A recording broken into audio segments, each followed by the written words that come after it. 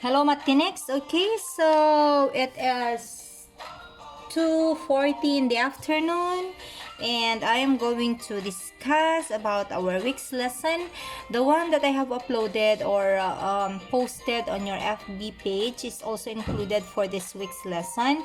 That is the quadratic sequence. Okay, and this is your main topic for this week, sigma notation. So, napahapyawan na natin ito last week because we have already discussed about this series last week. But then, I think, isang example lang yata yung naibigay ko with the sigma notation. Okay? So, this is the sigma notation. Okay, it is the big letter S in Greek. And in English, we read it as the summation. Okay? So here is the summation notation. For this week's lesson kasi, we are going to express our summation notation into sigma notation as sum of a series. Okay? So we have here the equation. dn plus c is our equation. Okay, and then we have here the lower limit. I equals 1 is the okay, I equals 1. That means 1 is our starting point, or we're going to start with 1 and end up with n. Okay, because n, that is our upper limit of summation, or what we call the ending point. Okay, let us have, and then we have the sigma, of course. Let us have our first example. It says here, or there should be, find the sum, okay, of this sigma notation. Okay, wherein our equation is 2n plus 1.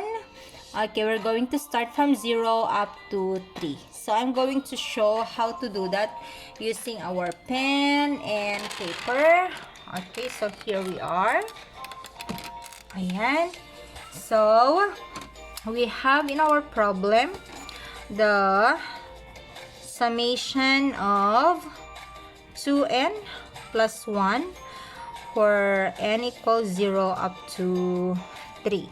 Okay, from 0 to 3. Bakit siya nanlalabo? Parang kayo. Ayan. Okay, so we have here n equals 0 as our starting point.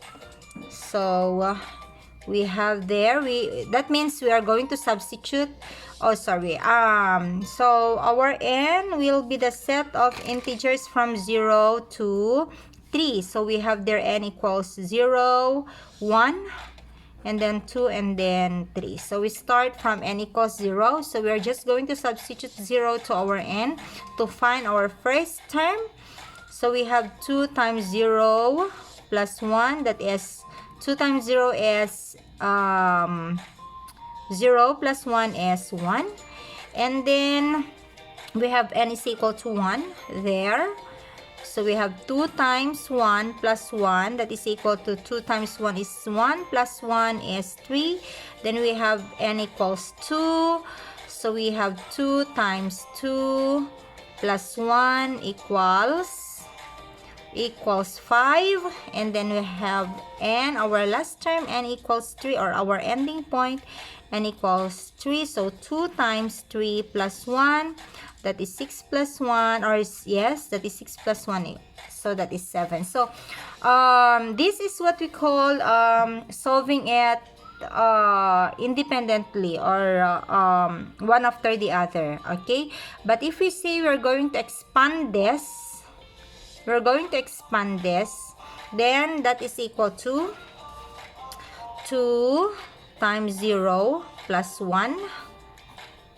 There we have our first term, plus 2 times 1 plus 1. So this is our second term, plus we have our third term, 2 times 2 plus 1. Okay, and then plus 2 times 3 plus 1. Okay, so there it is already expanded, and so we have 1. We have there the result already of this term, plus 3 plus 5 plus 7, so that is equal to 6. 16.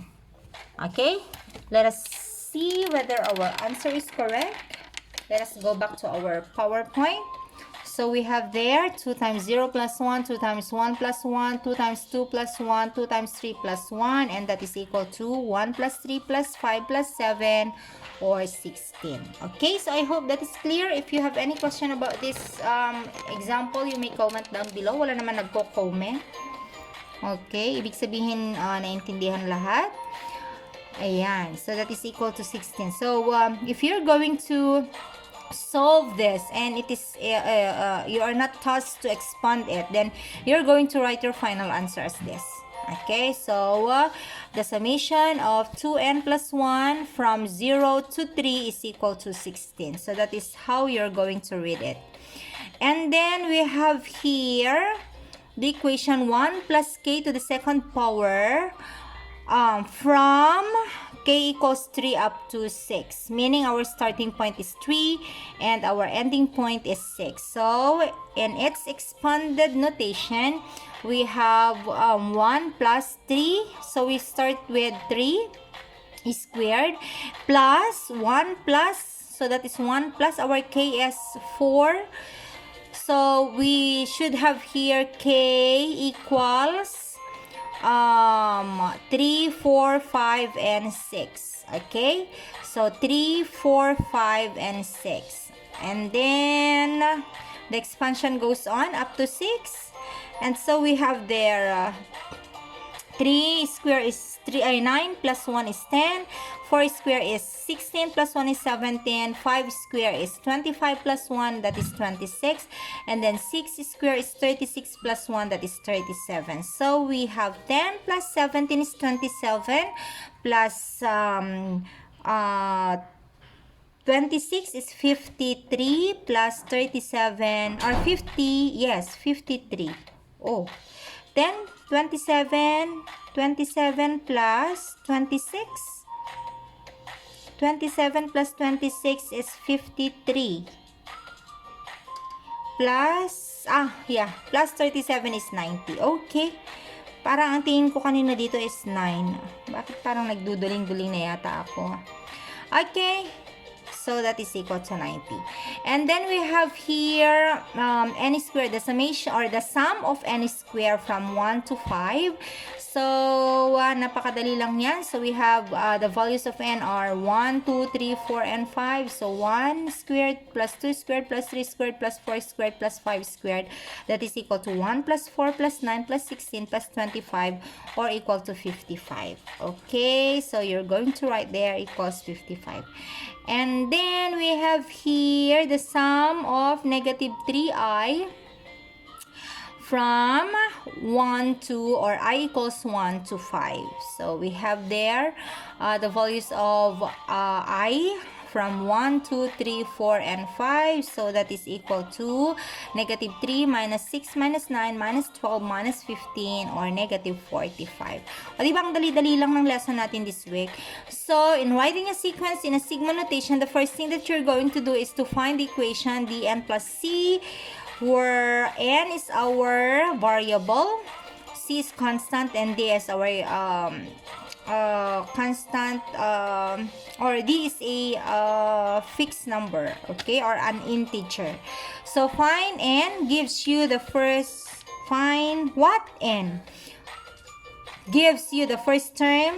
Okay, so that is n equals 1, something like that, or n equals 0, n equals 3.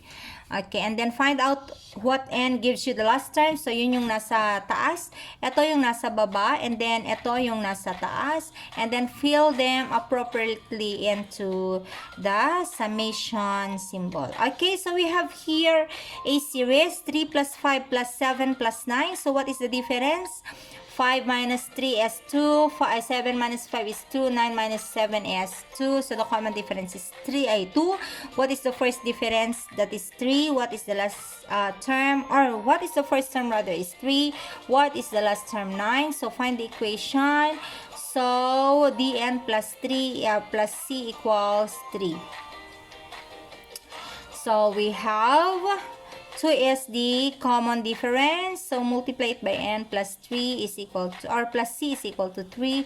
So, 2 times 1, that is the first term, plus c equals, that is to find the constant. So, c is equal to 1. Sige. Sige na nga. Parang kwan ito, parang doon sa ano natin, sa may, if you do not like to use this, you can also use the sequence or the arithmetic sequence formula, which is a sub n is equal to a sub 1 plus n minus 1 times d. Okay? So, ganito lang din yon. Ganun na lang din ang kalalabasan nun. Okay? Kung sanay na kayo doon, it's okay. But if you want to try using this, then this is the way how to do it. I'm going to show you. Okay? So, we have, paano ba? Ayan. Okay, so we have the series 3. Dito ka nga. Paano ba? Sige na, okay na yan. Okay, I hope hindi kayo nahilo.